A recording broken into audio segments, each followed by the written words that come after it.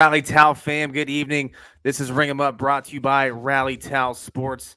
We're going to be talking MLB today. We've got opening day. We're going to talk about future awards and much more. For me and Todd, let's get it. It is an area which we call the Twilight Zone.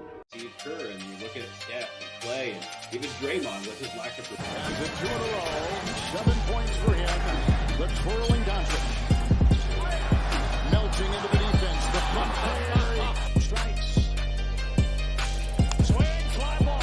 Well hit left center. Ronald Acuna has home. Rookie rushing record for the Steelers. Look, he came into this game averaging 3.67 yards per carry. 42nd out of 49 qualified rushers. Freeze to begin the third quarter. It has been incredible. Here he comes again. Oh, goodness. And the Greek basketball god. And he was a great guy to teach because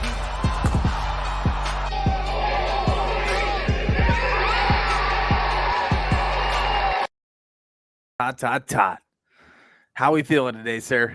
bang, bang, bang, bang, bang. Let's go. It's the most wonderful time of the year. Gorgeous, darling. Yeah, I mean it's opening day. It's baseball. It's officially baseball season. This is a day that I should have just taken off of work and I didn't. Dude, and I took so obviously, I mean, but for the listeners, tomorrow is my son's second birthday. I'm taking the day off of work tomorrow, and I was talking with a fellow I was talking with a fellow baseball fan at work, and I was like, dude, what am I doing here? Why am I here today? Why am I didn't get shit done today. Nothing. Like crazy. No, crazy day. Lots of action already happening. First day of the season. We're gonna go through some surprises. We'll go through most of the scores and the in the games that have been played today. We had a wild one just finish up in St. Louis. The Blue Jays came back and beat the Cardinals 10-9. So saucy. Yeah, wild game out here in St. Louis, 10-9, high scoring affair. You had Wainwright singing the national anthem, trying to kick the season off right for the Cardinals, and taking a 1-run L to the Blue Jays, young up and coming team. That's Tez. If you're in here, I think you were at the game, so you probably won't be. Tough loss today. Yeah, looks like Jordan Hicks and Ryan Helsley blew it for the Cardinals in the last 2 innings of the game. It's tough. Hicks giving up 2 runs in the 8th, and then Helsley giving up 2 runs in the 9th. Obviously, Hicks getting the blown save there, and Helsley getting the L there at the very end. But I want to ask you, what's your opening day overreaction? What's the thing that's happened today where you're like, stop the presses, change everything? We got to start talking about this right now. I mean, if you're going to overreact to anything, you have to overreact to Adley Rutschman. Yeah, getting on base 6 times today, going 5 for 5 at the plate. I mean, dude, I don't know how much more you can ask of this kid. He was 5 for 5. He walked. He had 4 RBIs. Yeah, and a dinger. Yeah, well, I mean, what else can you ask for from basically a rookie?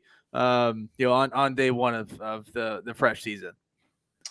Yeah, look, I think that I said it. A lot of people have said the same thing that I said about Adley Rutschman, but he's just a special talent, man. It's just a guy that the overreaction. Man, my internet sucks today. My overreaction is that he's going to be the AL MVP. Wow. Wow. I think that we're looking at a guy that's going to hit 300, hit 30 home runs, and knock in over 100 runs, and be a good defensive catcher too. That's my big takeaway from him, is that no errors today. Let me fact check myself here real quick with the new bases. Fun fact: no stolen bases on Adley Rutschman today. So that's Boston 0 stolen bases. And compared to Baltimore, who stole 5. Ridiculous. I mean, Adley's pop time is great, but I mean, to let no stolen. I mean, especially with the new rules, the pitch clock, like there's going to be a lot of stolen bases this year, and I'm going to be interested to see as the season goes who are going to be the leaders in that category of not letting stolen bases happen. especially from the second to third. I don't really see that happening too much, but it's that first to second. With the pitch clock and the way that runners are going to be able to time everything. The bases being a little bit bigger. I know that people don't think that that's a major deal, but those couple inches matter, especially when it comes to those bang bang plays and those beautiful throws that come down from the catchers. You get a throw that's on point and a runner that's just fast enough. That extra 2-3 inches is going to make a difference. Yeah, I echo that sentiment in my personal life as well. Yes, absolutely. But I think that you're right. So my true overreaction of the day is that the pitch clock equals more runs this year. Look at the scoreboard today. Texas and Philly ending an 11-7 game, and that's Aaron Nola and Jacob deGrom going up against each other. 10-9 O's over the Red Sox, 10-9 Jays over the Cardinals. And that's Alek Manoah, who I said was my dark horse for Cy Young. He got absolutely lit up like a Christmas tree today. You got the Braves scoring 7 runs. And, usually in our experience from watching baseball in the past is that it takes these guys a little bit of time to warm up and crank into the ball and, get comfortable at the plate. And these scores say otherwise. I think that's the big thing that I noticed is, every game except for the Twins. Royals. Yeah. And that's just because I think the Royals are bad. You know what I mean? Like they're just bad. So that just doesn't always turn into offensive production. But it's looking like baseball is going to get a little bit more exciting for the fans this year, man. If you're at opening day and at Fenway Park, and you get to see a 10-9 game that takes 3 hours, that probably would have took closer to 4 hours last year. That's pretty exciting. Yeah. You had a great day. Yeah. So I'm very, very interested to see what the rest of this weekend looks like too. I think that's going to be kind of a deciding factor here.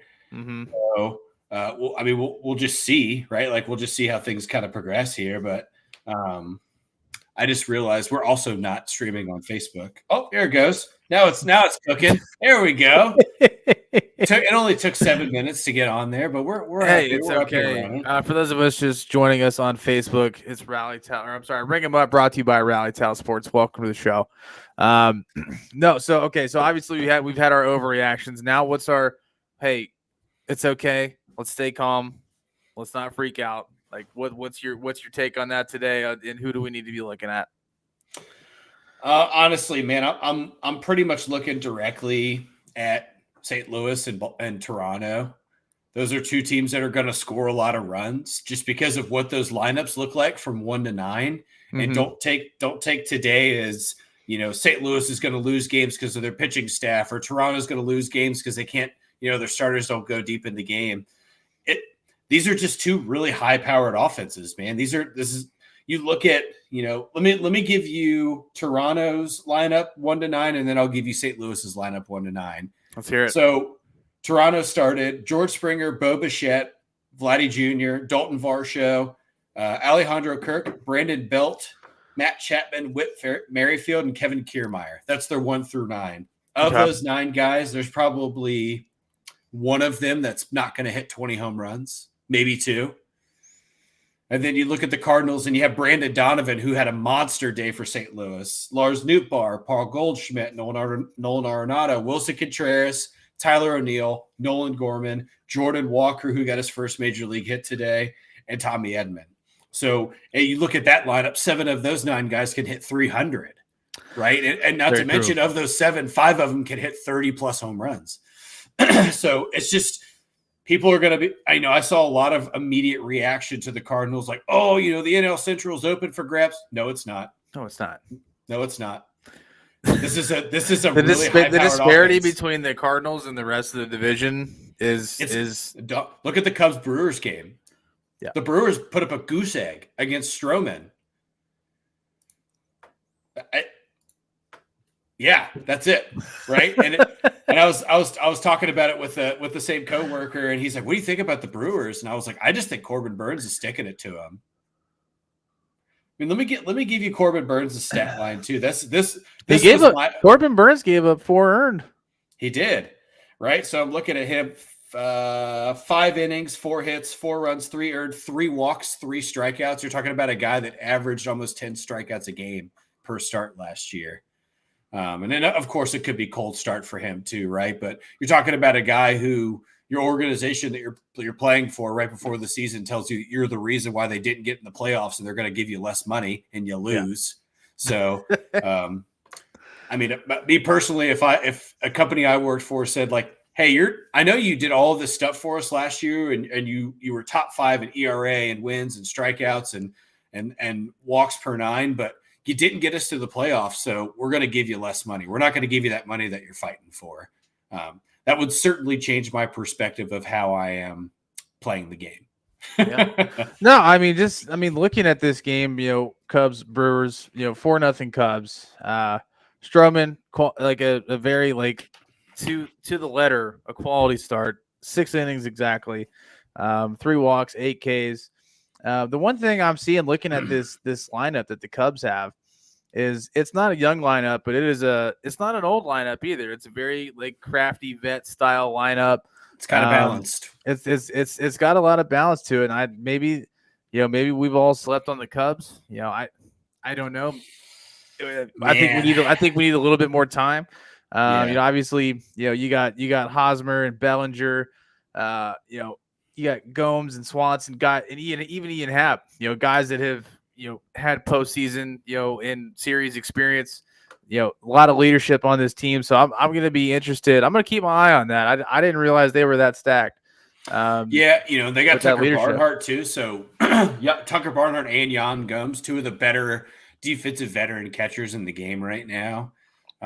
But their rotation's tough, man. I think tomorrow we get Jameson Italian, and then after that is Drew Smiley. So and then rotation, that's the demise, right?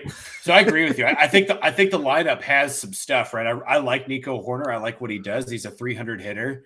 They have Nick Madrigal on the bench kind of hanging out there, also a 300 hitter. They go out and get Dansby. They have Suzuki that they signed in the offseason or last season. Rob, liking the stream. What's up? What up, baby? But yeah, going out and getting Hosmer, just veteran stuff that matters. But man, they're going to play the Cardinals 17 times during the year. So that sounds like 17 L's right now. Yeah, it's tough. It's tough. I mean, I'm not looking forward to the Reds taking on the Cardinals. I mean, just the Cardinals, don't let today taint your opinion of what they're going to be able to accomplish this season. Yeah. You got a great young talent. I mean, I just want to let everybody know that Jordan Walker is 20 years old. Yep. He can't even drink a beer yet. Yep. And he got an open NA start. So if that tells you anything about just where this guy's ceiling is, it's very high. Vaulted ceilings in Beverly Hills high. I like it. So let's talk about the Reds. Yeah.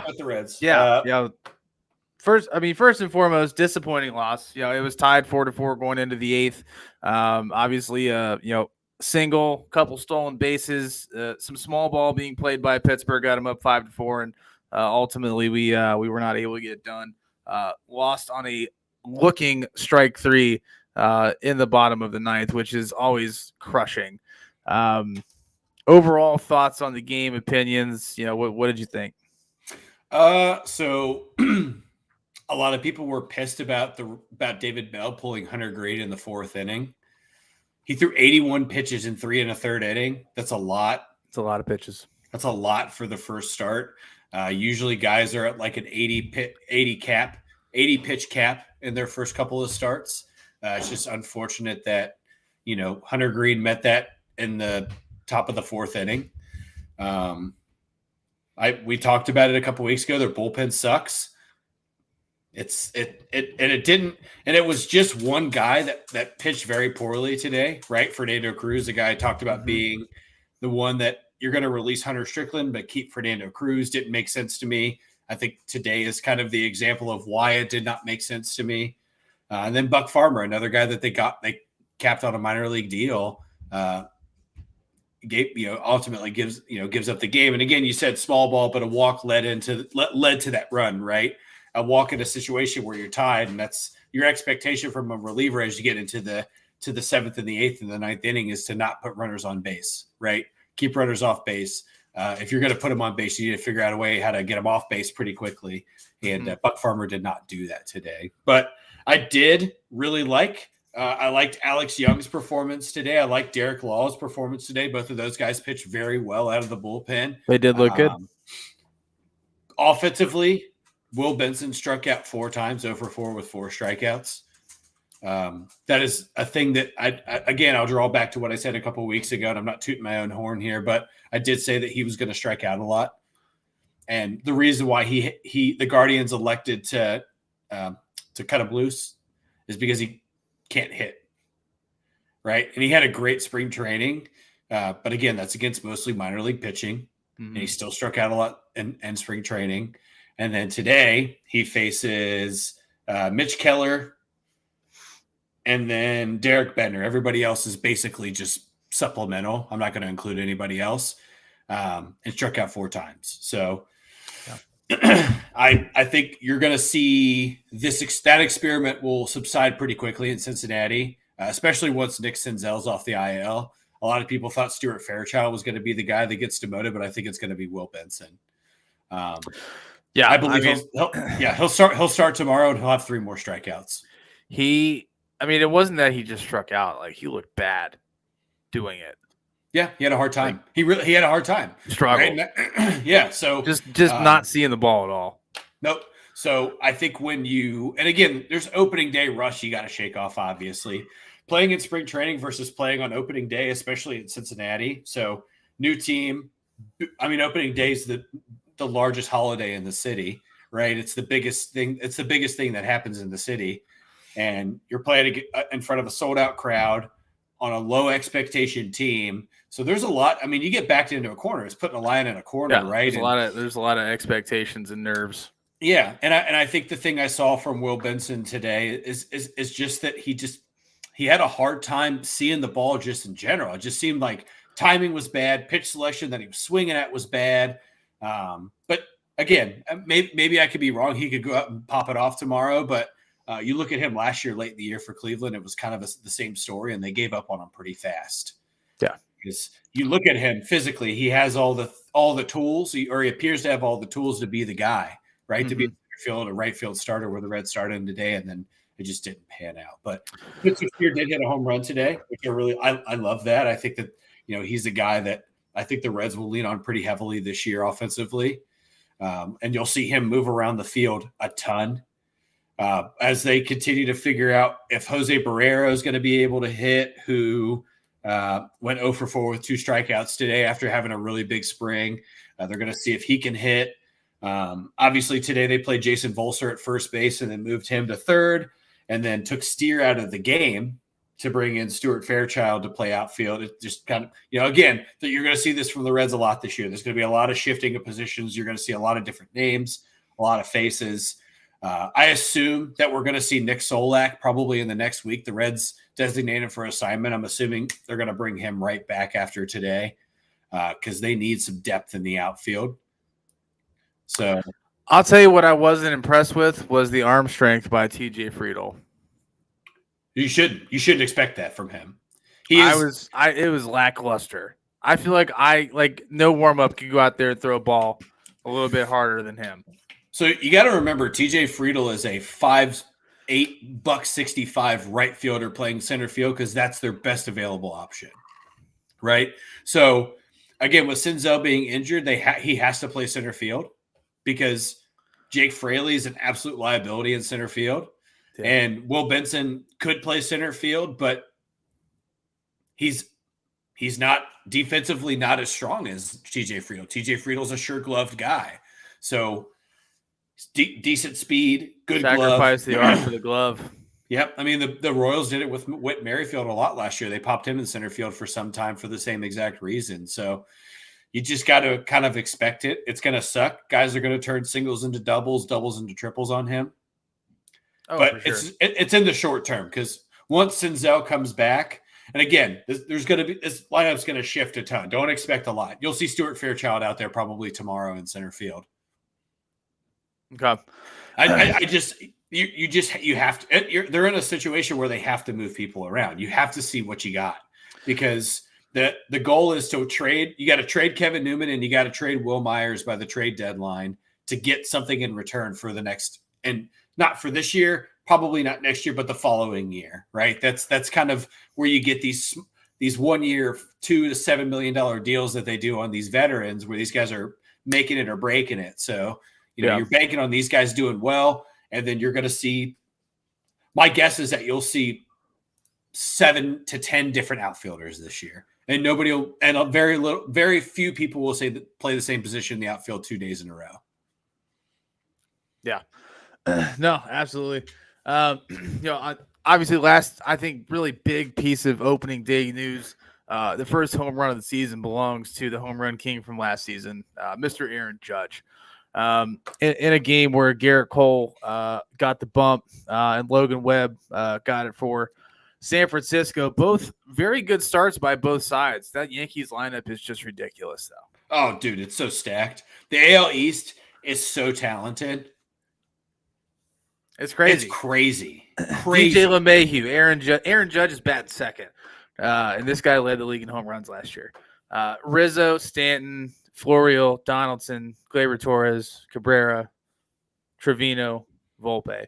Anthony Volpe made his MLB debut today. I mean, nice debut. Had stolen base. Yeah, looked pretty good. Yeah, good plate discipline too. That's a good thing. Yep. Good thing for a young guy. You see guys with decent plate discipline. You take the strikeout that he had today was just being young and nervous. So hey, that's going to happen. I mean, that's I mean, he strikes out once. Okay, great.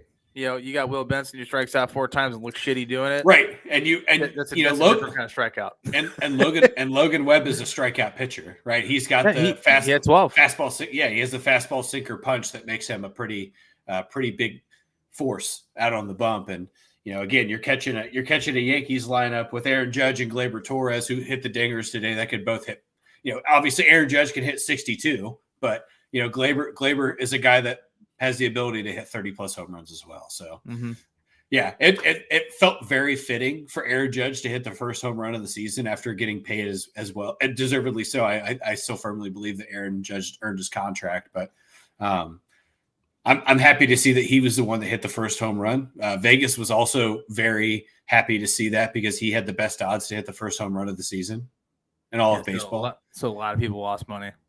Yeah, his odds were like plus 1,100. Kyle Schwarber was a pretty close second. Adley Rutschman was up there in the top 5 or 6, and he was, he hit his home run like less than 10 minutes after Judge did. So wow, it was pretty damn close. It was within it basically the time of that an inning would take that they hit home runs, and both of them were rockets. Yeah, no, I mean both balls were hit extremely hard today, but no, I mean Garrett Cole had 11, Logan Webb had 12. Great performances all around. I don't think Logan Webb had he only gave up 4 hits. They just happened to result in 4 runs. Yes, 2 home runs, right? That's 2 of those 4 hits were home runs. That sucks. That's tough. And Yankee Stadium's good for it too, man. That's a tough spot to be in to try to not give up a home run. So yeah, it's definitely one of the smaller stadiums that's out there. Obviously, we got a couple more games to go on this evening, 5 to be exact. So still a lot of baseball to go this evening. Obviously, we got White Sox Astros in the middle of the game right now, top of 5-0-0. So that'll be bases loaded too out right now too. Oh, okay. Well, that's something to keep your eye on. I'm sure that hopefully we'll see who's hitting right now. Is it Chicago? Eloy Jimenez is up right now too. So not a guy I want to face with the bases loaded. Yeah, we'll keep you updated on all the live scores going into this evening. That's kind of the quick recap for today, Chad. If you guys have anything you want to discuss or anything that you think we missed as far as big headlines first day, please let us know. But going in to the meat and potatoes of what we were getting into tonight, kind of like some futures awards, discussing the end of the year, the MVPs, Rookie of the Years, Cy Youngs, Managers of the Year. Obviously, a a discussion that we can have right now that may change throughout the course of the season. It's even changed day one, or even in even just this week. I mean, just for example, as Verlander was a favored person to win another Cy Young, got injured. So, Todd, let's start with the pitching. Let's start with the pitching. Let's go with the Cy Youngs, AL, NL. Who are you looking at? Let me get my notes up here. Let me do that. Let's start with Cy. I'll start. Yeah, go ahead and start for the American League. I got some notes here. I want to share. That's my. Yeah. This is a guy that was in my rotation for the All-Star picks that we did a week or two ago. It's a guy I think that's going to have a great season. Pretty young team surrounded by some solid talent. It's Dylan Cease. Yeah, I'm right there with you, man. So Vegas says he's a plus 900 to win. He's not the ultimate favorite, but he's definitely close. Yeah, he's top 5. Yeah. So Dylan Cease, just for reference, right now through 4 innings, 8 strikeouts against the Astros. Yep, he's dealing right now. For those of you keep it home, 1 hit, 8 strikeouts, no walks, no earned runs. Yeah, so that's 2 strikeouts in an inning if you're keeping track at home here. But I still got 2 to go, depending on his pitch count.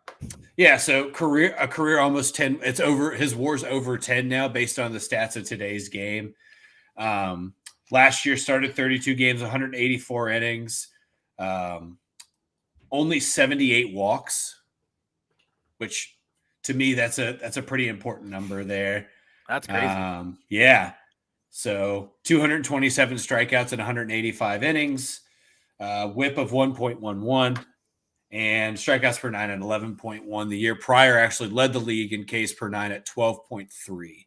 So wow. The expectation for him when he gets on the hill is that he's going to win and he's going to get you a lot of strikeouts. Today, my one of my only bets that I placed today was an alternate spread. Dylan Cease, at least 6 strikeouts. I won $7 today. Yeah, I mean, that's a done fucking deal. On 50 cents. You gotta throw that shit out on the Twitterverse in the degenerates, and all these baseball lines that you're gonna be putting out. You got to get active, man. You got to start helping some people make some money. I will. And here's the thing, man, is that I'm still, not only am I new to learning like the baseball betting stuff, but I'm still really getting acclimated to the baseball or to sports betting in general. And I'm trying to. True. That is fairly new. I mean, we just got it in January. Yeah. So I'm really trying to figure out where because this was an alternate spread too, or an alternate line in today's games. It was 5, which is ridiculous to me. Dylan Cease was guaranteed at least 5 strikeouts and 2 innings based on history. So I just wagered another 50 cents for 12 strikeouts because I feel pretty good about that. Unless they pull him after this inning, he's on the way to get to 12 strikeouts through 6 innings pitched. So we'll see how that goes. But I love Dylan Cease, man. Fastball, sinker, cutter, pitcher. It's the new kind of meta of today's pitcher to go through that, and then follows it up with a changeup. He's gonna be a terror in baseball the next few years. I think he's kind of replaced Shane Bieber as the force in the AL Central in terms of pitching. So we're gonna see him around for a while, and he'll be in pinstripes, but I'm not sure if it'll be White Sox pinstripes for forever. Yeah, absolutely. All right. Well, now that you got your notes up, obviously, I feel like we're both on the same page there with Dylan. Let's switch gears a little bit. We'll head over to the NL side of things. Who are you looking at over there? Dude, I got Sandy Alcantara. I wanted to be different. Like, I feel like Dylan Cease. I feel like you and I were on the same page with that. But I knew that you were gonna go Sandy, so I wanted to do something different. Yeah, man. So career 16 WAR of 8 last year, 14-9, 2.28 ERA. Ks per 9 last year at 8.1. Whip at .980 last year, so sub 1 whip. Jeez. Just unfortunately on a team that doesn't win a lot of games and doesn't win a lot of close games either. So he's He's very unique in today's game because he's an innings guy, which is it's just super uncommon. He pitched 228 in the third innings last year. That's a lot. That's like a pitcher from the 90s throwing for 300, right? That's Tom Glavine-esque in terms of innings pitch. So I like his ability to get deep into games. He's super confident for how young he is. I believe he's only 26. Sorry, he's 26.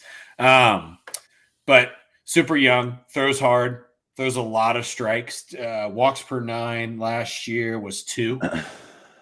Career 2.8. So, and that's based off of his first 2 years in the pros, really trying to figure it out and trying to, he's very similar to, rest in peace, Jose Fernandez in terms of a style of pitcher.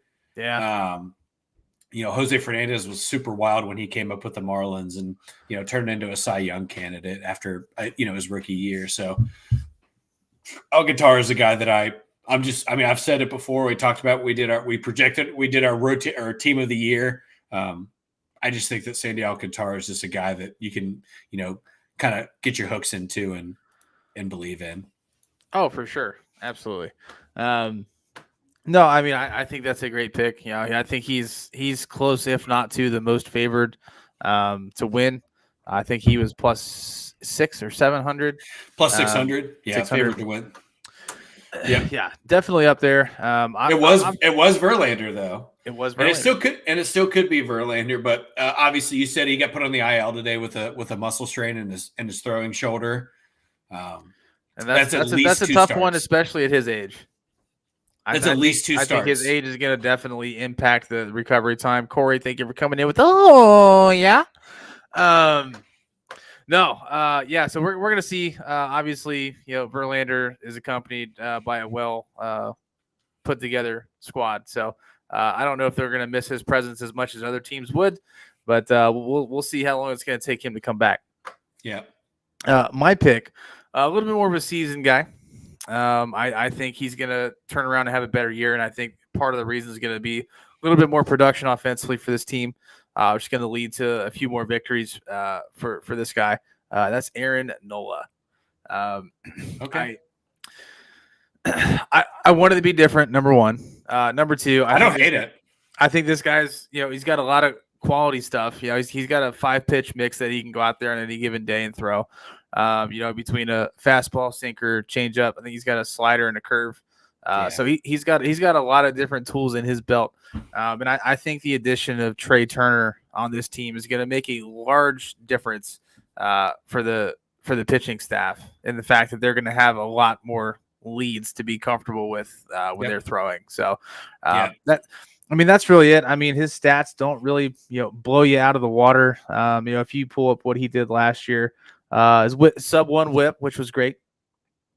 Let's see. He gave you 205 innings last year. His best output since 2018 when he was an all-star, and he was not an all-star last year.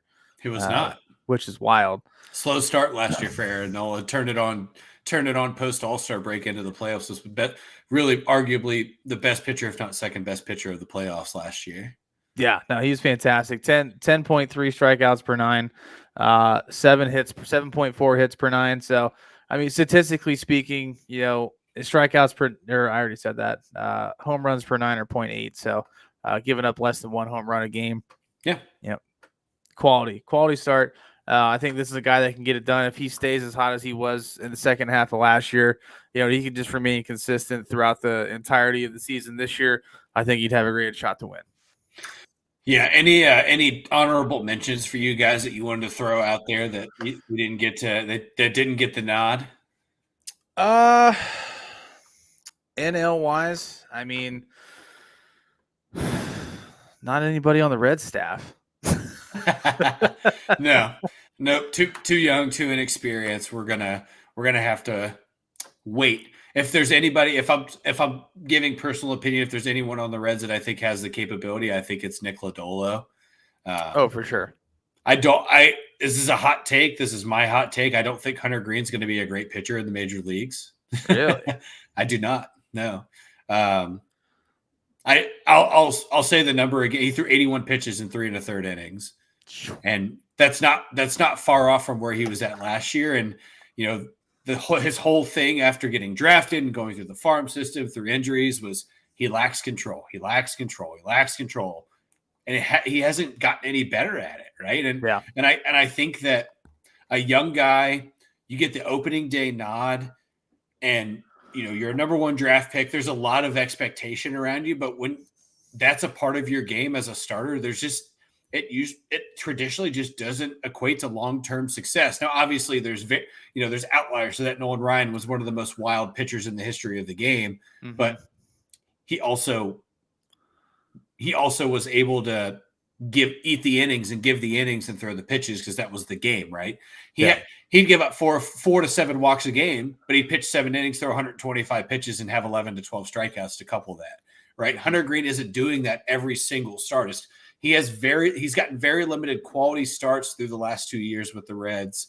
Obviously, today not touching a quality start, didn't even meet it was 2 2/3 inning away from meeting the bare minimum qualification for a quality start. So I think Lodolo's the overall better pitcher, better command, better location, better pitch mix, controls his tempo better. Hunter Green is, from watching him today, he came out guns ablazing inning 1 trying to throw plus 100 miles an hour, and you just can't do that. The weather's not right for it. Your body's not right for it, and it just caused him to get in. Yeah, and it caused him to get down in counts. So I just don't think that he has the stuff to be sustainable in the pros. And I would love for him to prove me wrong. I'd love to be able to look back on this 3 years from now and be like, whoa, I really missed the mark there. But I just don't feel that way right now. Yeah, that's a terrible take, right? I want to say that. As a Reds fan, I'd love to be able to be like, man, I really fucked up, but I just don't feel that way right now. No, I mean, but I mean, as far as your initial question, I think, a guy that a lot of people were high on, going into the season and may have, dropped a little bit, after the start today was Corbin Burns. Corbin Burns got lit up today. Did not look great. Bad control too, which was a reason for limited success for him up until a couple of years ago. Ton of walks. Had 3 walks in 4 innings today. So I share the sentiment. I have concerns with Milwaukee as a whole. I think they're going to really struggle this year. And if Corbin Burns struggles, they're really going to struggle this year. And I'm nervous about that because I think this guy could earn a really good contract somewhere and he might pitch himself out of it. He could. He could. I mean, then on the AL side of things, in my opinion, I mean, Garrett Cole. Garrett Cole has every ability on this planet to go out there and get another one. He had a great start today. So, yep. I mean, he's already off on the right foot.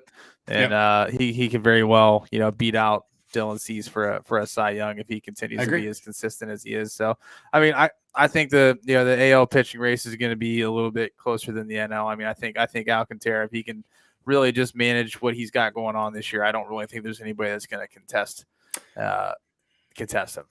Yeah, I think there's one guy. I think it's Spencer Strider on the Braves. He's my only guy that I think that can, and just in terms of being an innings guy and having the stuff, and the dude rocks a great mustache. He's the most confident fucking dude I've ever seen on the mound. I mean, the dude, it's like almost to the point of arrogance when he's out there, but he mows him down and shuts him up. So it's really hard to argue, right? It's hard to argue it. So I like Spencer Strider a lot. He's 23. American League, I agree with the sentiment, man. I think Garrett Cole's a guy that, especially if Rodon's down for a little bit, you're going to see him. This is a guy that really wants back. Yeah, he really wants to step up. That dude, he wants a ring, right? I mean, that's why you go to New York at this point. When you get to that point in your career, you want rings. You're chasing rings. So, I mean, I know we got a few other awards to get through, but I mean, like at this point, like who in the AL is really going to contend with New York right now with that lineup in that rotation? Like, is there anybody that stands a chance? It's tough, dude. I think Seattle is somebody that is going to surprise a lot of teams. They're going to win a lot of games. The American League West it's going to be tight between them and Houston, but I could see Seattle being a 100-game winner this year. Oh, wow.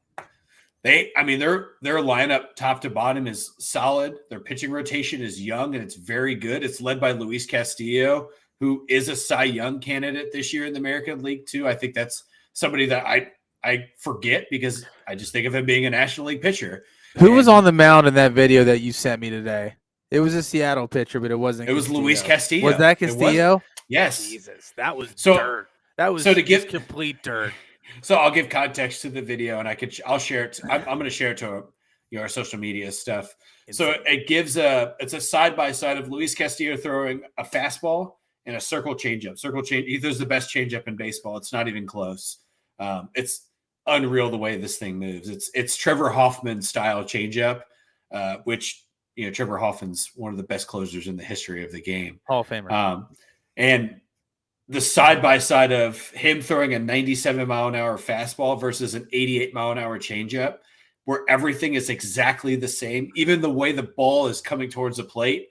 And for the changeup to move, 7 to 10 inches to the left away from a righty, and the fastball to move like halfway to the plate. They're both at the same spot. And then the second half, one just continues like to rise and run away, and the other one just you pull the rug out from under it. Yeah, unreal.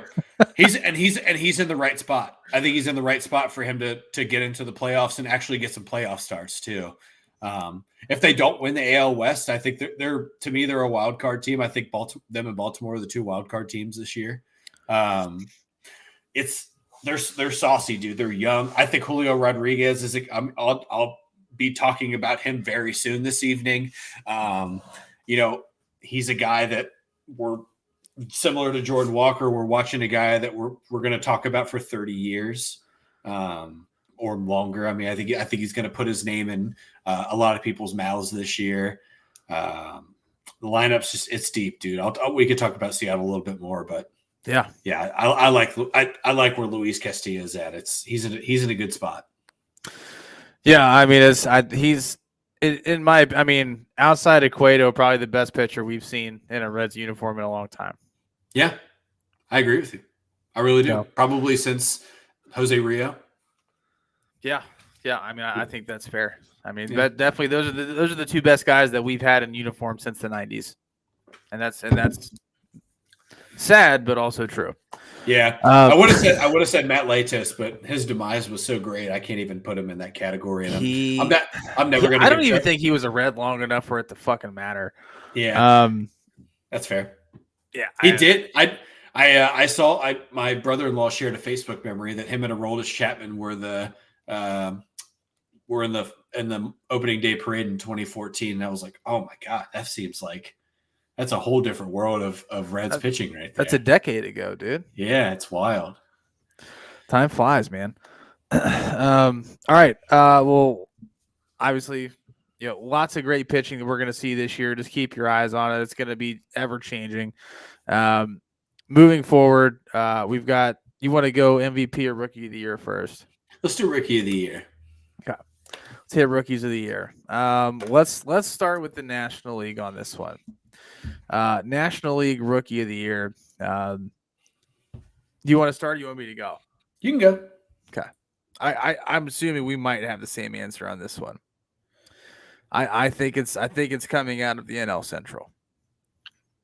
Okay. I think it's coming from the Redbirds. And I think this man's name is Jordan Walker. Yeah, I absolutely agree with you. I don't think there's anybody else in the National League that's going to be able to contend with this kid if he lives up to the hype. I agree. If he lives up to what he's supposed to do, there's not going to be anybody that's going to be able to touch him. Yeah, I think there's one guy that I talked a lot about so far since we've brought this thing back, Corbin Carroll. I think he's a guy that has the stuff, but I think Jordan. I said it. I'm going to stand by. I think Jordan Walker is a generational talent. We're just seeing the beginning of. He batted 8th today in that Cardinals lineup, and that's not going to be for super long. I mean, we're going to see him sandwiched somewhere in between Lars Nootbaar, Paul Goldschmidt, Nolan Arenado in the very near future once he gets his sea legs, if you will. Yeah, I mean, pretty average day, 1 for 5 and RBI. Nothing to light the stat sheet up on, but he's a rookie and it's his first game in the big league. So that's against Alek Manoah, who has Cy Young potential, and he faced 4 different pitchers today and 5 at bats. That's hard. That's really hard to do, especially for a rookie. For anybody, right? That's 4 different repertoires. That's 4 different approaches, or 5 different approaches for him total today. But yeah, I mean, and as you get to the bottom of the lineup, it's if you're hitting, you're in a much more difficult spot than you are if you're at the top of the lineup. Yeah, it's a lot harder to hit the 8 spot than it is in the 2 or the 3 or even the 4. Yeah, it can be, especially because people are going to try to pitch around him, and they're going to. I'm sorry, I said that wrong. People are not going to pitch around him, and they're going to challenge him. He's going to get challenged a lot. But if it takes him a month, it takes him a month. But you're going to hear his name all the time. You're just going to hear his name all the time. Jordan Walker. We're going to do that subliminal messaging. I hate, as a Reds fan, I hate it. It sucks. It took me back. I was scrolling through TikTok the other day, and it was Jason LaRue got into one, and it was going to be a game-winning home run, and Jim Edmonds robbed it. Yep. And that's like where you're like, as we're growing up, like Jim Edmonds is a guy that you just hated. God. And then when he came and played for the Reds, I don't know if it was. I think it was worse. But yeah, because he sucked. Yeah, he was terrible. But yeah, I mean, anytime he played us, it was just like that dude was a fucking asshole, and he was a menace, and he talked a bunch of shit too. And the year he played with the Reds, it was the year he retired anyway. So he was pretty much done. I think he was just looking for a farewell tour, and the Reds paid him just a hair above the vet minimum to come play. So yeah. he was looking just to say goodbye. And I think maybe it was a little bit of a double bird to Cincinnati too. Like, haha, I've been dicking you over for years. I'm going to come play for you and just completely screw you over. Yeah. No, but yeah, I think, yeah, but back on topic. Yeah. Jordan Walker is going to be a pain in our ass for a decade and a half or more. So. Yep. All right, AL side of things. Who you got? Man, I'm actually kind of torn on this one because it's not as clear cut as to me as it is in the National League. It's not. I mean, I think it's easy to say Gunnar Henderson just because he's the number 1 prospect in baseball. I didn't say Gunnar Henderson. Right. I'm just saying that's the easy out answer for me if it's split. But I'm actually gonna go to the AL East here. I'm gonna stay in the AL East here, but it's not gonna be the Orioles. It's gonna be the Red Sox. Oh, okay. I'm gonna go Masataka Yoshida, the rookie they signed from Japan. Good choice. Yeah. His approach to the ball reminds me a lot of Hideki Matsui in a smaller version, but he has the power. So again, this is not a. Oh gosh, I just had his name and I lost. Who was the guy that just played for the Reds that they signed from Japan? He got cut last year. I just had his name and I lost it. The immediate first thing that I thought of was Shin-Soo Choo. I'm like, that's not it. He was Korean. Yeah, he was definitely Korean. Let's see here. What the heck was his name? Shogo Akiyama. Shogo. That's right. Yeah. Good Lord. No. So Shogo. So Masataka is a plus 300 guy in the Japanese league. He's still young. Boston paid him pretty handsomely to come. I eventually think he's their everyday leadoff hitter. I said Hideki Matsui's approach because I'm never going to compare any player ever to Ichiro because I think he's a one of a kind. Yeah. I think he has a very similar approach as Tony Gwynn did as well. Just very balanced. He's able to pepper the field. He's not going to go nuts with the power, but he's going to get the ball in the outfield. And he's really he's diligent on the base path. So I think if I'm a betting man, Gunnar Henderson wins it because I assume he's going to hit 25 home runs and hit 275, and that checks the boxes that you need for that. But if they continue to DH him, it's going to be challenging. because it's going to be really hard to give a DH Rookie of the Year award. It would be really challenging to do that. Yeah. No, I mean that's the why I went a different direction. It's somebody we had already talked about today. Somebody who had a nice day today. It wasn't a great day. It wasn't a bad day. Also staying in the American League East, and that's Anthony Volpe. I like him. I think obviously we'd already talked about it. He showed great discipline at the plate today. Took a walk. He didn't have any hits, but at the end of the day, rookie first game. I'm not really concerned with that. I'm concerned with IQ and how he looks while he's playing, and I think he's got the maturity level to get it done. And playing shortstop for the New York Yankees, there's a little bit more pressure playing shortstop for the New York Yankees than there is for the Devil Rays. Dude, that's the thing too. This is a young guy. I'm not gonna make laterals here, but I'm not knocking the Devil Rays. I'm just saying playing shortstop in New York's much different than playing it in Tampa Bay. It absolutely is. Quick update on Dylan Cease here. How many Ks? 6 innings, only 9 Ks, one more K since the 4th inning. So, but only at 78 pitches still. He hasn't been pulled yet. No. So we're gonna find out. Yeah. So we're gonna find out here. Actually, bases chucked. Bases chucked again. 2 outs for Eloy Jimenez again. Oh Lord. He needs to do something with it, man. It's 0-0. They got to break that tie. I want to see them beat Houston. Me too. I want to see Houston lose 162 games, but I know that's not an option. Well, it's just not possible mathematically. Right. It's never going to happen. Let's see here. Yeah, you got Eloy up to the dish. 0-1 count, bases loaded. 2 outs, facing Hector Neris. I can't remember who it was that I saw. It was some batting coach for a major league team. He said the best count to take hacks in is the 0-0 count. The best time to swing is the first pitch. Yeah. That's the best pitch you're going to see. Usually. And statistically speaking, it is 100% the best pitch to swing at. So, I'm a huge, because I mean, when you get up to the dish, it's like, if you're a pitcher, what do you want to do? You want to get ahead in the count. So you want to try to get a strike. You want to get a strike on the board. So you're typically going to put something around the zone on that first one. So you got to come up there, daddy hacking first pitch. Yep. And you're usually going to get a fastball too. Mm-hmm. His statistics will tell you that the fastball is usually coming here. Eloy Jimenez striking out with the bases loaded. We're going into the bottom of the 7th. Game still at 0-0. I just want to point out that this game started at 7:10. It's 8:55. They're in the bottom of the 7th. That's insane. Not even 2 hours in, and they're already more than 3/4 of the way through it. That's wild. This pitch. I'm sorry, 7:05. So an hour and 50 minutes, bottom of the 7th. So the average game time today is 19 minutes less than that of last year. So right on par kind of with where spring training was. Spring training was around I believe it was ended at 26 minutes. So 20 minutes less, and they just feel that much faster. Yeah. Well, somebody made a comment that they felt like that the pitch clock was changing the trajectory of the game, and I said, look at the scoreboard today. It is.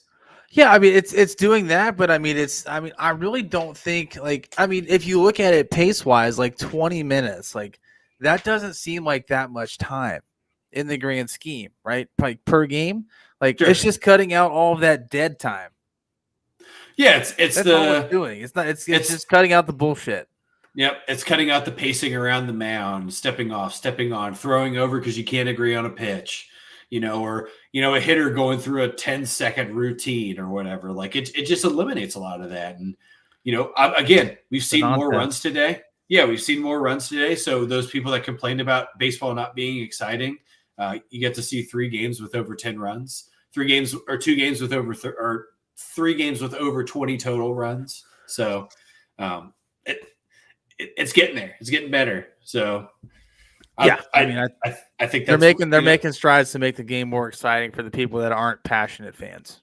I agree. Yeah, they're gonna get the regular bandwagon fans in there because it's going to get more exciting. Balls are going to be leaving the yard and runs are going to be crossing the plate. So, Yep. all right. Touched on rookie of the year. Let's hit you want to go coach of the year or MVPs? Let's go MVP. We'll Yeah. see how we're feeling after MVPs, and maybe we could breeze over coach of the year. Okay, that works. So MVP, American League. For me, I would go ahead and just give it to him now. Personally, just because I don't think there's anybody else that's going to be more valuable than this guy, and that's Shohei. Yeah. I really don't think that there's anybody else. I don't think there's an argument. I mean, regardless of, how I'm sure he's going to perform this season. I'm just confident. I mean, with the way that we saw him in the World Baseball Classic and spring training, I don't really foresee him unless he gets hurt. Yep. I agree. Unless he gets hurt, there's nobody else. Right. So I wanted to say the MVP because I don't think that there's much to talk about. You and I have discussed the greatness that is Shohei Ohtani. Yeah, there's not much to talk about there. So the guy's a legend. For those of you that have followed us since we started, we usually don't shut up about this guy. He's blowing our minds on a daily basis, and we make sure to tell you about it. So yep. National League, I don't know if there's much of a conversation here either. Ooh, maybe. I don't know. This is a guy that also has already done some shining, in my opinion, this year. But who do you have? Dude, I'm going. I got. So I'm going to give you my dark horse guy because I think that there's something to that too. I'm going Paul Goldschmidt for my dark horse NL MVP. Okay. I think he crushed in the World Baseball Classic. Sure did. And he looked very good at the plate today. And St. Louis is just dangerous enough across the entire lineup that he could have a monster year. And I think he will. Especially with Freddie Freeman being injured to start the season. If he's going to do it, this is the year that he gets to do it because he's going to have the plate appearances to do it, barring, he stays healthy, of course, too. But I like him for NL MVP this year. No, I don't hate that. I've got Trey Turner. I love it. I mean, I would be a hypocrite to say that I don't agree with you because I literally just said it. He should have been the MVP last year. He should have been. I don't know why he was. I don't know why he wasn't. That's kind of where I'm at. It's like, he's already shown us what he's capable of. He was Captain fucking America in the World Baseball Classic, hitting clutch moment after clutch moment coming through and just making things happen. And it was a pleasure to watch. He's going to have a fantastic season in Philly, earn every ounce of that paycheck that he just got. And it's going to be, that may be, one stadium that, if you're within a 3 to 4 mile or 3 to 4 hour radius, you might want to just hop in the car and go check him out. Dude, I've really been contemplating. It's 5.5 hours from here. I've really been thinking about it. If they, Todd, you and I have taken a 5.5 car ride before. I know. Shit, dude. If they play whenever they play in Pittsburgh, I'm going to look into that. And if that's the opportunity, that's literally 2 hours 45 minutes. I drove it. Yeah, it's quick. It's easy. I'd like to see Castellanos play again. I'd like to see Bryce Harper play in person again. I haven't got the opportunity to do that since he was a rookie. So yeah, I haven't seen him since God, when he was a national. Yeah, that's the last time I saw him his rookie year as a national. I'd like to see Schwarber play again. I'd like to see. I want to see O'Neal Cruz play for the Pirates. I think he's a guy that. I'd love to see Kutch back in a Pirates uniform just for the nostalgia. I think so too, man. That's a guy that again, that's a guy I haven't seen play in 7 or 8 years, and he's capping off a great career, a fantastic career. One of the top 5 tool players that we've seen in our lifetime. Ever. I think ever. So, I mean, don't sleep on Kutch. I mean, that dude in his prime was freaking believable. He'll also be snubbed from the Hall of Fame like Andrew Jones, but whatever. It is what it is. The fact that Andrew Jones isn't in the Hall of Fame is a travesty amongst. I think it's worse than Pete Rose not being in the Hall of Fame. I think so. I think because there's you have actual you can say, hey, okay, he gambled, whatever, fuck it. Andrew Jones, there's no argument you can tell me that he shouldn't be in the Hall of Fame. Nope. Justin, what's up, man? It says watching from Ozark, Missouri. What are you doing up in those fancy mountains? So he just went to the Negro League Hall of Fame today. That's Sent me some photos from it. It looked super fucking cool. Dude. Justin, friend me on Facebook, message me. I want to see some pictures too, man. I'm very interested to see that. That's a bucket list item for me. Yeah. I want to get there. He sent me a few. I know he's got quite a few more. Let me see if I can connect you guys. You know what's funny is that that obviously I'm not going to get super political here, but there's Josh Gibson that played in the Negro Leagues is arguably the greatest hitter that's ever played baseball in the history of time, and nobody knows anything about him. That was the first picture he sent me. It was Josh Gibson. It was a bust of Josh Gibson. Yeah, I mean he's to me cool. he's the like the Pegasus of baseball. Like he existed, but nobody knows anything about him. Just imagine if his stats were actually tracked. I know supposedly he hit 800 home runs or damn near 800 that's what I'm saying. Just imagine if his stats were tracked. Yeah, like where he would sit on baseball's like all-time lists. He would probably smash 95% of the people that are currently on them. Yeah, hit over 400 several times in his career from what's been tracked. I mean, he's a guy we just have no idea. I mean, shit, dude, we've watched the Ken Burns documentary. Even Ken Burns barely covered him because there's not a lot to cover. It's hard to find it. He's a myth. He's a myth. He's a myth. He's a guy that existed in the game, and people have told stories about him. And obviously, some of it's embellished. There's the story of him hitting the 700-foot home run and all that stuff. But he's a part of the game. I think he's an integral part of the game because the African-American culture that started transitioning in the 70s, the guys like the Reggie Jacksons and the Jim Rices and those guys, when they got into the game, those were the guys that they looked up to because they were a part of the game that transitioned the game, right? And obviously Jackie Robinson did what he did for Major League Baseball, but there's a lot of guys that played in Major League Baseball that came from the Negro Leagues, and Hank Aaron included, Willie Mays. So Josh Gibson's a guy that they all looked up to, and I'd love to, if I could travel back in time and fucking be a fly on the wall, because obviously I wouldn't get the opportunity to watch him play, right? But I'd love to be able to just sit behind fucking home plate and watch that dude watch him catch and watch him hit. I would just want to hear what the ball sounded like off his bat. Yeah. And just think about how limited the resources they had as well. Yeah. No, I mean, it's a great part of baseball history. And if you're a true baseball fan, that's a part you really need to understand and that's cool and be able to appreciate. So definitely a place that I want to hit up. I'm a little jealous you got to go, but I'm also happy you got to go. It had to be a cool experience for you. And definitely something I want to do. Yep, for sure, man. Thank you for sharing that. I appreciate that. All right. What else you got? Man, Coach of the Year, do you have anybody that's going to shock and wow anyone? No. I did some homework. I got a couple guys, I think I think if the Angels can finally put together a season, I think Phil Nevin's got a shot. That's a fucking stretch, but that's a fucking long shot.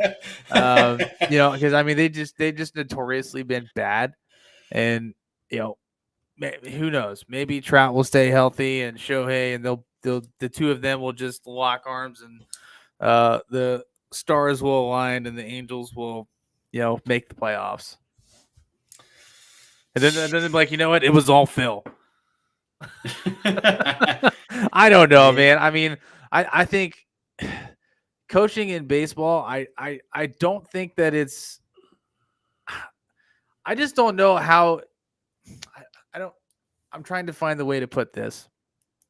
I think that there is a lot of strategy involved in a baseball game, when it comes to coaching. But sure, I think more of it has to do with the team that you can put together and put on the field, as opposed to the guy that's in the dugout getting it done. Granted, that guy does have a lot of influence, but I think it's more of a front office award and not a and I include the manager in that front office because they're a part of it, or at least they should be. Yeah. I think it's more of a collective effort than one person when it comes to this award right here. Obviously, the manager just gets to have their name on it, but yeah, I think if the Angels can pull something together, maybe. I don't know. Who do you have for the American League? Rocco Baldelli from the Minnesota Twins. Yeah, I mean that was the one that when I was doing my research, that's the one I saw a ton. So I kind of wanted to stay away from it, but I mean, Rocco Baldelli as a player was great. The Twins, we'll see what they can do, man. Here's the thing is that the NL Central's kind of hot, right? It's up for grabs. It's between them, the Guardians, and the White Sox. It's kind of loose because the White Sox, after Cease and Lance Lynn, the rotation's kind of rocky.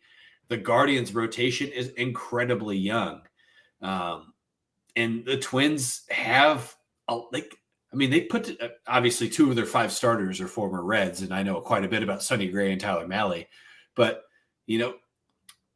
they still have a pretty damn good lineup. So, what's up, Tez? How you doing, man? Sorry to hear about the tough. Tez was at the game, had some good shit. seats too. He was at New Busch Stadium today. Good for you, man. He was at Busch, yeah. No, I mean, at least he had a little video on Facebook that showed that he was at the stadium. That's dope. That's a tough L, man. Tez, I don't want to put you on the spot, but I do have a question about so you were at a game today, right?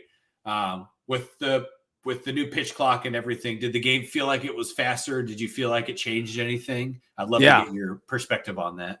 Yeah, especially first person. Obviously, it's one thing to watch it on TV and watch the clock, but it's another thing to be there in person and just actually physically observe the pace.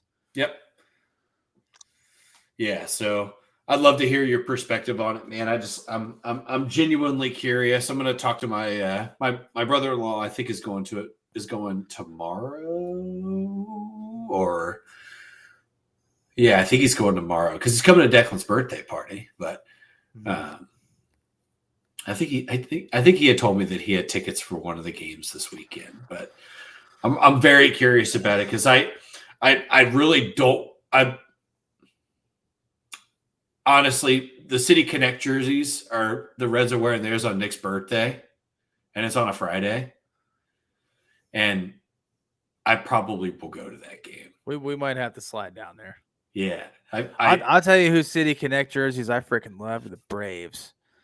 Those City Connect jerseys were tight, and the hats were even sweeter. Yep. They had the Braves hats, the City Connect hats, A1. Yeah. A1.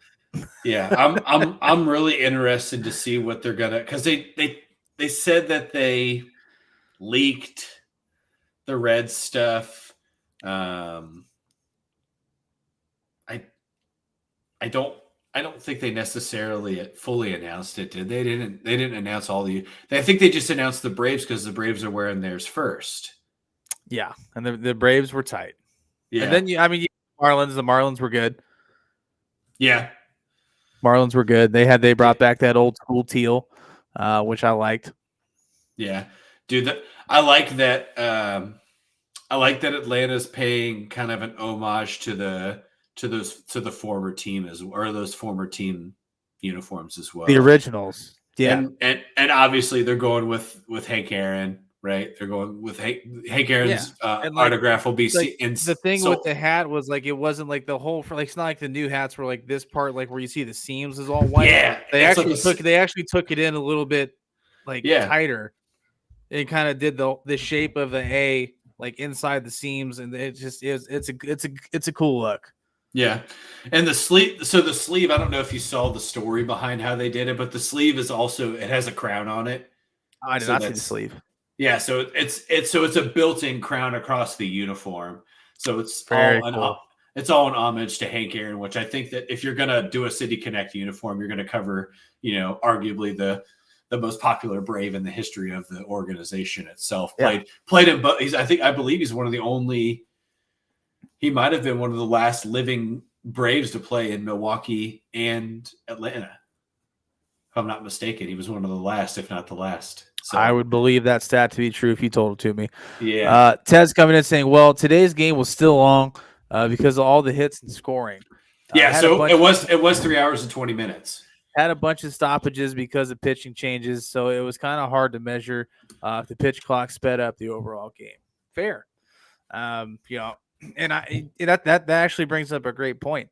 Obviously, if there's great pitching going on, the pace of play is going to be expedited. Yep. But that pitch clock, if it is not working in favor of the pitchers and it's going more towards the offense, it could create potentially longer games. Yep. So, but they're going to be more action packed. So I guess that's kind of the trade off, right? Are you going to have a tighter, close pitching matchup that takes you 2 hours and 26 minutes, or are you going to have an offensive showdown that takes close to 4 hours? That 4 hours is going to go a hell of a lot quicker than that pitching duel is. Yep. Yep. Maybe. Well, I don't know. Depends on how hot it is outside. We're 2 hours and 12 minutes into the Astros White Sox game, and they're at the top of the eighth. Astros just scored. It's 1-0 now. It's crazy. It's a fast game. That is incredibly fast. Yep. Now, do you have anybody for the NL Coach of the Year, Manager of the Year, big boss man of the diamond? Bob Melvin from the Padres, maybe. Yeah, that's who I got. I had to look up. Excuse me. Man, we had Raising Cane's tonight. Dude, I haven't had Cane's in a minute, dude. That sounds fantastic. Dude, me either. Ted's coming with a comment here. He says, I'll tell you what I did notice. The clock is actually throwing off the rhythm of pitchers. You can see the pitchers rushing on the mound. Our closer had an automatic ball today for taking too long in the ninth. Yeah, Helsley did. Yep, he sure did. That's why I was trying to get some feedback here, because it did impact the outcome of the game. Yeah, I mean, taking a ball on a pitch or on something like you're not even getting the opportunity. You're just taking a ball and working yourself out of a count. That's tough. So Pete Alonso created a strike for Jeff McNeil today because he didn't get back to first base in time after a foul ball. Wow. Yep. It's serious, man. Here's the thing, and we talked about this. If people complain about the length of the game, and Major League Baseball, if they do something, we've seen it historically, they fully commit to the thing, and they did. Fucking correct it. They did, and I don't necessarily think it's a bad thing. And we talked about it when we talked about the rule changes, man. It is going to throw off a pitcher's rhythm, because you're getting less than a half a minute to really make a decision when it's all said and done, or to get. And if you're not synced up, if you're physically and mentally not synced up, you start panicking, right? It's just like anything else. If you're claustrophobic and you get into a tight space, you panic, right? Or if you're somebody who struggles under pressure and you're at work and you get into a pressured situation, you get nervous. It's the same thing pitching, man. Pitching is all about rhythm and cadence. And if you have a hard time throwing strikes and you don't get time to step off, kind of compose yourself and get back into it, it can get hard fast. That's what she said. Ah, fuck, I was going to say it. God damn it. No, had to hop in there. But yeah, I like Tess, thank you for sharing your perspective of it, man. I didn't want to put you on the spot, but it's a great opportunity to get real-time feedback on being at a game and seeing the rule changes in action. Scoring is definitely going to be up this year. Steals as well. Guys are not even looking to first anymore. We said the same thing. Yeah, we said the same thing when we started the podcast. You get one throw over per batter, I think, right? For each new batter, you get to throw to first once, and that's it. You only get one pick off. That's it. So, I mean, what's the point of even looking over at that point? I wouldn't honestly. You just need to focus on the batter. Yep, just don't. You don't even hold them on if they throw. Once they throw over, you can't even hold them on, right? Yeah, because you can't just keep stepping off and stepping on, stepping off and stepping on. That's a violation of the clock. Violation of the pitch clock. So stolen bases are going to be monumentally higher this year. That's great. Yeah. Great. Score more runs. Put You know more what the runs on crazy thing board. is? Nobody's even going to touch Ricky Henderson's record. They still will. You're right. You're absolutely. That's 110%. Nobody. There is nobody. Could you that's gonna- imagine a pitch clock with Ricky Henderson? It would be like Cy Young's total wins. You just would be. I mean, his stolen base record's already unattainable. It would be even greater. Seriously, I mean, can you imagine him in That an would be era? like the NBA points record being like 76,000 points. It's like playing a rook. It's like playing a baseball game on rookie. He could have just done whatever.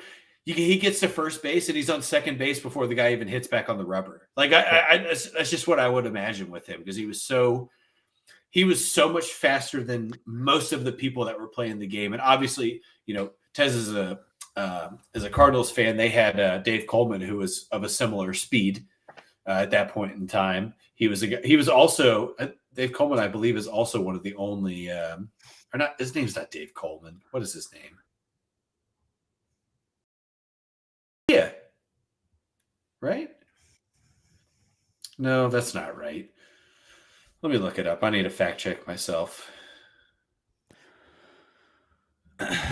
Jared coming and said he was quoted as saying he would steal even if the pitcher threw over because of the timing of the pitchers versus the clock. Vince Coleman. And the wider bases. So yeah, is that Ricky Henderson? Yeah, Ricky Henderson. So he said basically saying Ricky Henderson was quoted saying he would steal even if the pitcher threw over. Yeah. Yeah.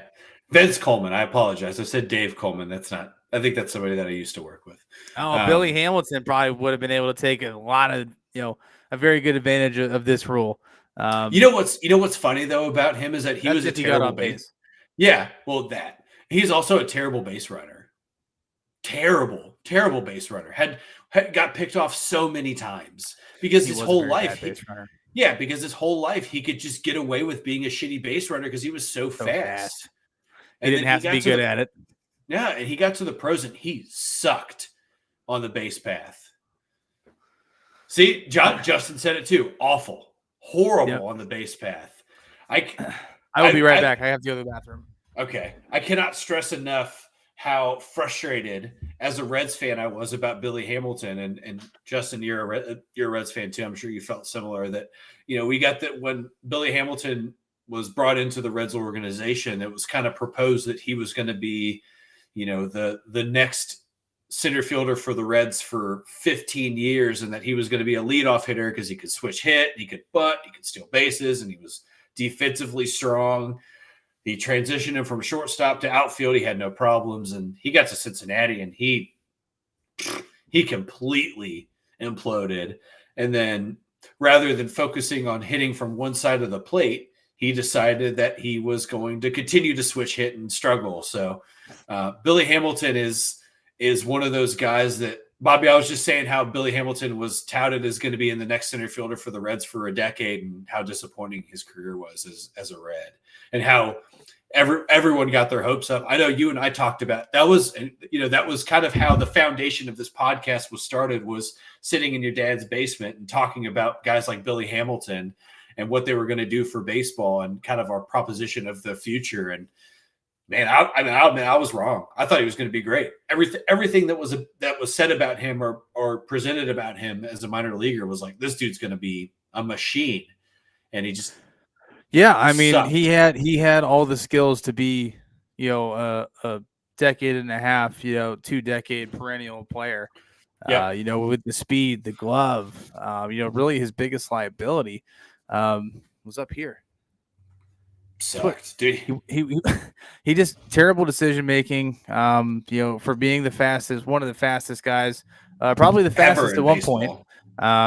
He couldn't bunt to save his life. And for me personally, like I understand that it's tough at that level to bunt, but if that's the only thing you have to practice and get good at, I mean, man, like pitchers can do it, and they don't even take ABs. I think the thing, and I also brought up while you were gone, how rather than focusing on being a left-handed or right-handed hitter, he like fully delved in that he was going to be better. He was going to continue to work on being the best at both sides of the plate, and he never had the foundation because he wasn't one side and be great at it. Right, and he wasn't always a switch hitter either. He wasn't a switch hitter until he became a pro. or drafted by the Reds and going through through the minor leagues. And what's the point of that, right? Like, if you're going to get up there and softball hit from the left side of the plate, which is basically what he was doing by the time the Reds released him, he was going up there and running out of the box when he was hitting.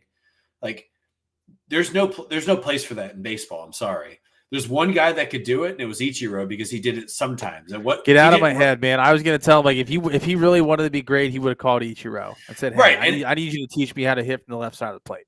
Right. But the thing that Ichiro was so great at as a left-handed hitter was that he was able to change his approach based on the circumstances of the count or the circumstances of the game. So when he was doing that running start, when he was basically a third of the way down the line to first base when he was hitting, he was doing that in a 1-1 count with a runner on second base or first base and with less than 2 outs, because he knew he was fast enough that he could probably beat out a throw if he hit it hard enough on the ground to get it kind of in that shortstop third base hole, the 6th hole.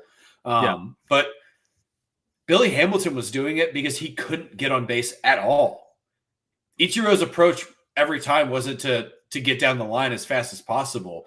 He spent a lot of time just fucking getting into a baseball.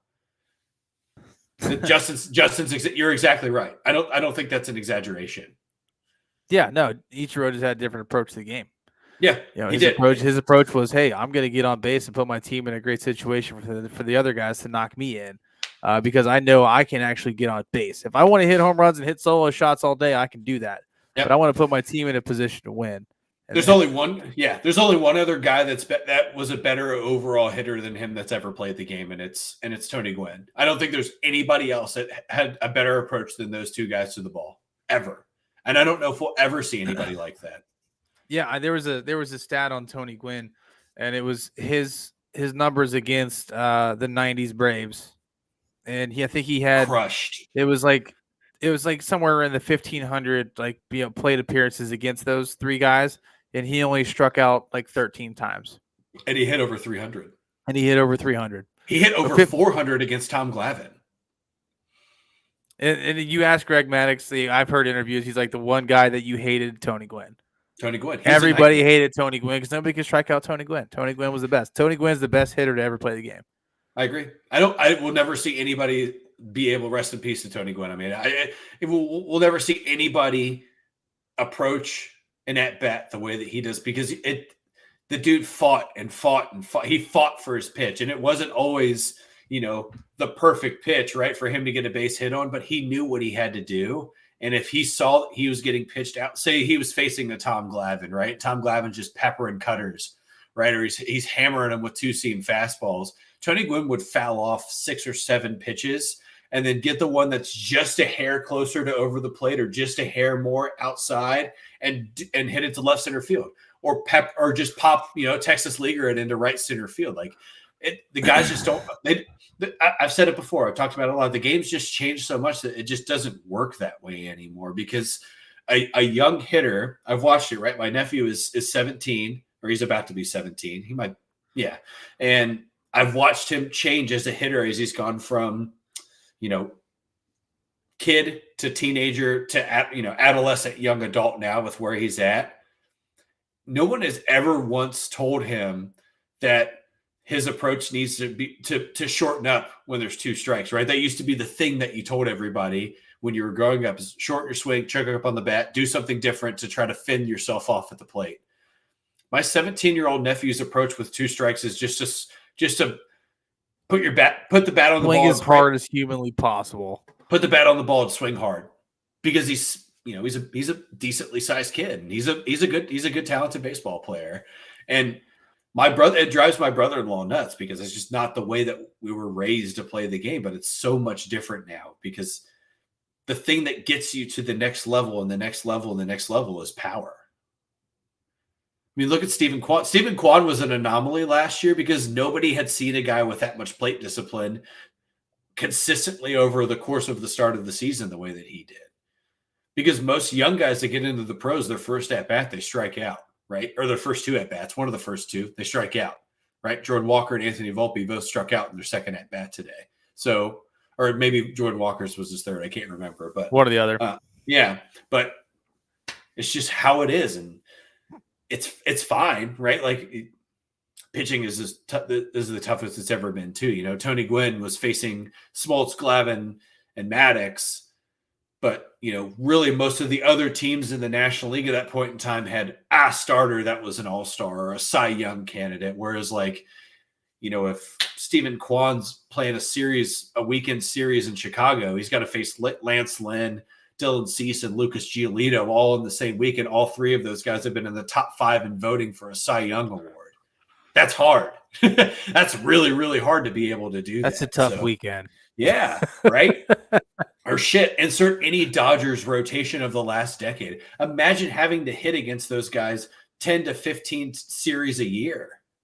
No. Of course guys strike out 200 times a year. Of course the Rockies hitters strike out a lot. It's always, I know comparisons are kind of the death of sports media, and I would love, not that I want to compare, I would just love to see guys like Tony Gwynn go off against today's pitching and just see what that looks like real time. Obviously that's nothing we'll ever see. There's nothing a video game or anything like that could ever replicate. But because obviously real life's way different than a video game, but it would just be interesting to see. I agree. I would be very, I love it, interested to see how that would play out.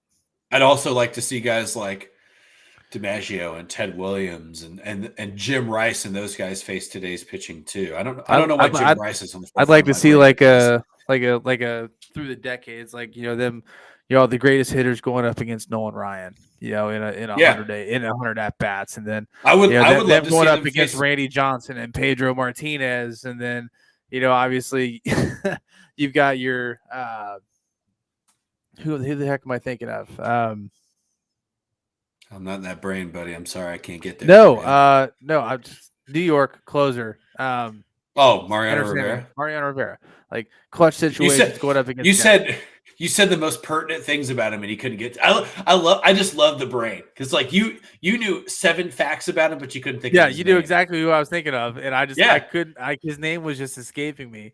It's wild. It's wild how the brain works. 41. Yeah, 42. Yeah, 42. That's close. Yeah. Dude, it's funny how the brain works. Yeah, like I would love to see Pete Rose face, a prime Pete Rose face today's pitching, right? Because Pete Rose had a very similar approach, or almost the same approach as Tony Gwynn did. He got to almost 4,300 base hits because he found his pitch a lot. Yeah, that's obviously the statistically best hitter of all time, Pete Rose, right? And then obviously the arguable Tony Gwynn, who just never struck out. So right, man. If Tony Gwynn would have played 24 years, he probably would have gotten damn near close to Pete Rose's record. Honestly, I mean, hold on, let me look this up real quick. Should we pull up career stats for both?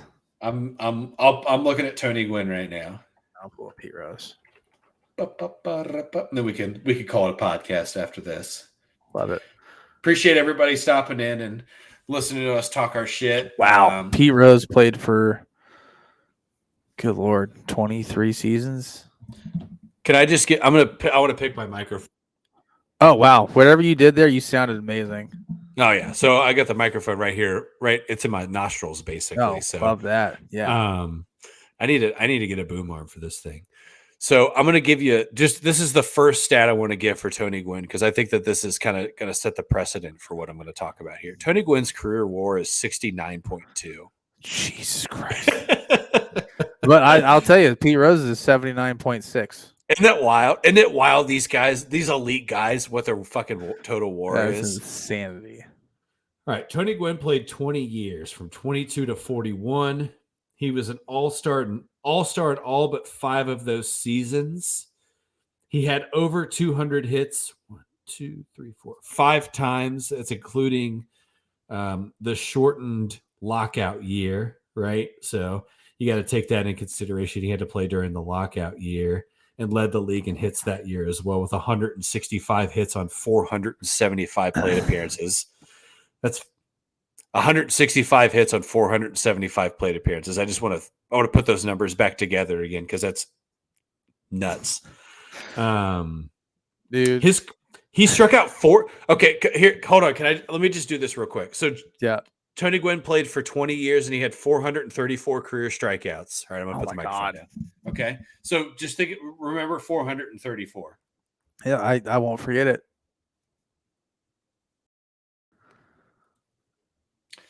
Joey Gallo, who has He played did that. He did that. What? Maybe a season and a quarter.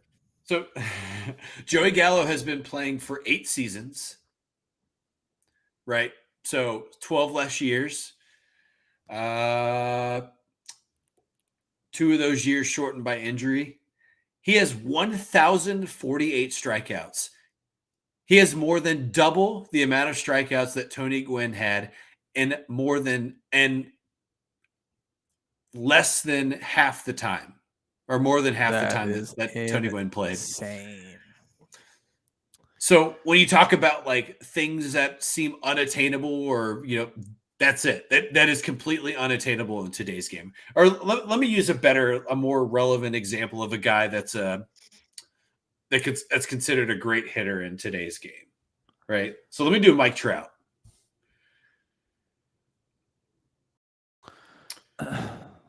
Mike Trout's career WAR is 82.4. Again, so now we're talking about 2 guys that have played the game at an exceptional level for their entire career, right? This is a better example because Joey Gallo is just a fucking fluke.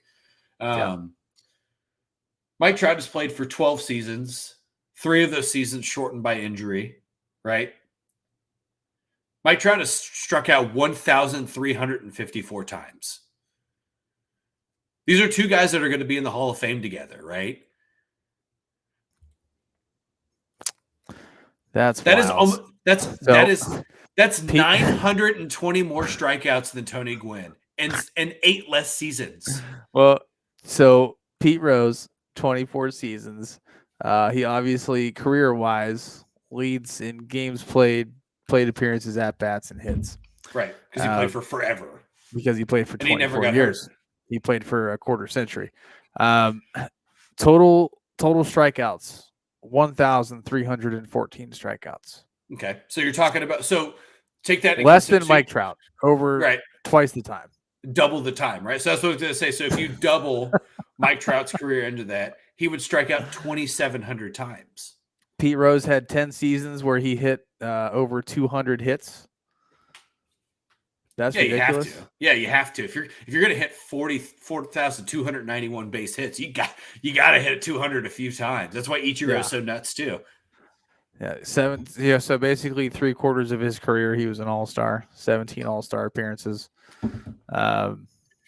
That's unbelievable. See, now you see why I get down in these rabbit holes, man, and all this shit just twirls around in my brain because this is what I look. That's crazy. So anybody that's listening or watching, you're getting to hear how my brain works because I think Tony Gwynn and Mike Trout are great parallels to one another, right? Because if this was 1996, we would be talking about Tony Gwynn the same way we talk about Mike Trout in 2023. Yes or no? Agreed. So it's the perfect parallel. Mike Trout is exceptional in today's game. Has a better career WAR than Tony Gwynn. And, that stat can be skewed however you want to skew it. Wins above replacements kind of just based on how everyone else is kind of playing behind you. But, they're both great in their own way, but it just shows you that what Tony Gwynn did as a hitter and as a player is it no longer exists. It'll never exist ever again. There will never be a time or a place where a guy hits like that and plays in the pros for 20 years. Yeah, I mean, just to be in the league for 20 seasons and to only strike out 400 times. 434 times in 20 seasons. I don't remember the at-bat number, but it's a lot. I don't know, a lot. It doesn't matter. 20 years and 434 strikeouts. That's what. Let me do the math. 21.7 strikeouts a season. Thank you. 21.7 strikeouts per season. Most guys hit that in the month of April. Yeah. Joey Gallo. Let's see. Let me pick somebody. John Carlos Stanton will hit that by the end of April. Easily. If not well before. let's date that. What is today? March 30th. Today's the 30th. So when we do this podcast on April 27th, that'll be 4 weeks. We're going to see where everybody's strikeouts are. We're going to see where Mike Stanton's, or whatever he calls himself. Anybody. We're just going to look at the strikeout leaders. Yeah. And just see what portion of the MLB is above where Tony Gwynn would be at for a season. Just for shits and giggles. Outside of that just being great content for the future for us, it's a great way to parallel two different generations of the game. I certainly agree with that. And that's why I love baseball, because to me it's equally as fun to watch from being 9 years old in 1999 or 2000 as it is for 2023 and the way I watch it. I still, obviously my thought process is much more advanced than it was at 9 years old, but I still watch it the same exact way. Oh, for sure. Yeah. You know what I mean? Like now it's a little bit more analytical and right. You're dissecting it a little bit more, but you still enjoy the fuck out of it. Yeah, I'm still watching it basically the same exact way. There's not a lot that's changed from 32-year-old Todd to 10-year-old Todd sitting on the couch and watching a game. I'm still asking myself a lot of the same questions. They're just a little bit more thoughtful these days. And I would most certainly hope so. Yeah, if not, I'm in trouble. Podcast might be going in a different direction if that's the case. Oh shit.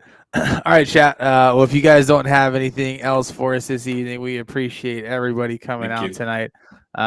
What a time here. Just to kind of wrap it up, it is the middle of the ninth inning, going into the bottom of the ninth. The White Sox are up 3-1, so hopefully we'll see the White Sox close this one out against the Astros. And then obviously following it up here, we got the Rockies Padres coming on here shortly, about 2 minutes, and then a couple more games this evening. So if you're going to be watching, please enjoy.